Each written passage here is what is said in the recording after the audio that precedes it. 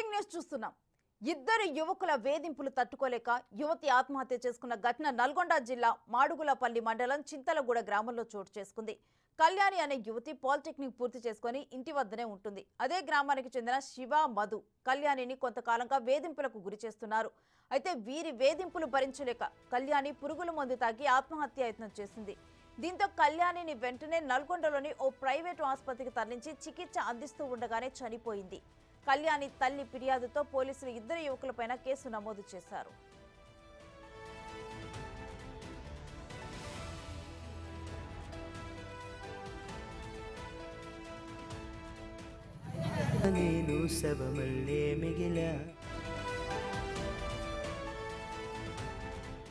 ఇక ఇదే అంశానికి సంబంధించి మరింత సమాచారం మా ప్రతినిధి పుల్లారావు ఫోన్ లైన్ ద్వారా అందిస్తారు.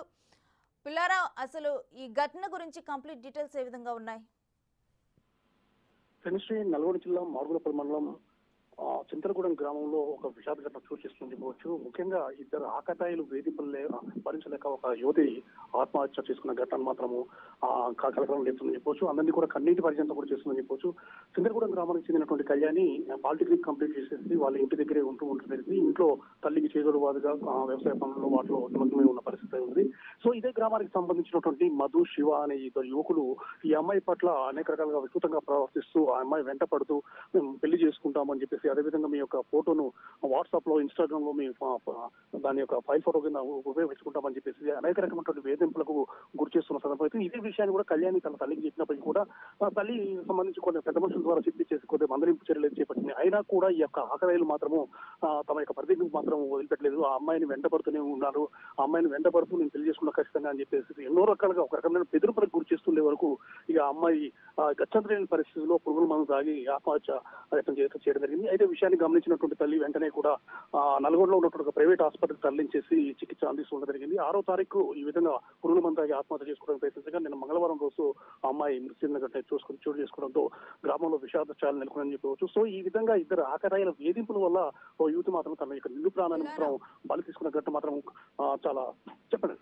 ప్రస్తుతం ఆ ఇద్దరు యువకులను అదుపులోకి తీసుకోవడం జరిగిందా? ఎప్పుడైతే ఈ అమ్మాయి మరణించే ముందు, అంటే విధంగా పురుగు మందు తాగి హాస్పిటల్లో ట్రీట్మెంట్ తీసుకున్న సమయంలోనే జడ్జికి కూడా మరణ వాంగ్మూలం కూడా ఇవ్వడం జరిగింది.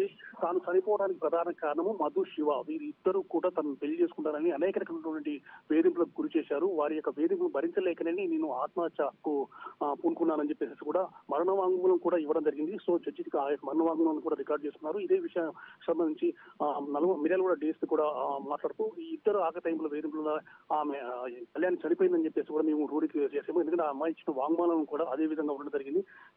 ఈ అమ్మాయి చనిపోవడానికి ఆ యువకుల వేధింపులే కారణం అని చెప్పి మేము కూడా వాళ్ళిద్దరిపై కేసు నమోదు చేశామని చెప్పారు. అయితే ఎప్పుడైతే మరణ వాంగ్మూలం ఇచ్చిన విషయం తెలుసుకున్నటువంటి ఆ ఇద్దరు యువకులలో మధు అనే యువకుడు స్లీపింగ్ బిల్స్ తీసుకుని ఆత్మహత్య చేసుకోవడానికి ప్రయత్నించాడు. కాకపోతే అతను హాస్పిటల్ ట్రీట్మెంట్ మంతు రికవరీ కావడం జరిగింది. సో అతన్ని అదుపులో తీసుకున్నాము. అదే విధంగా మరో వ్యక్తి అయినటువంటి శివను కూడా అదుపులో తీసుకుంటాము. తప్పనిసరిగా వీరిపై కఠిన పరంగా వ్యవహరిస్తూ వారిపై శిక్షణ పడే విధంగా చర్యలు తీసుకుంటామని చెప్పేసి కూడా మిర్యాలగూడ డిఎస్పీ చెప్పిన పరిస్థితి ఉంది. Right, thank you Pullarao.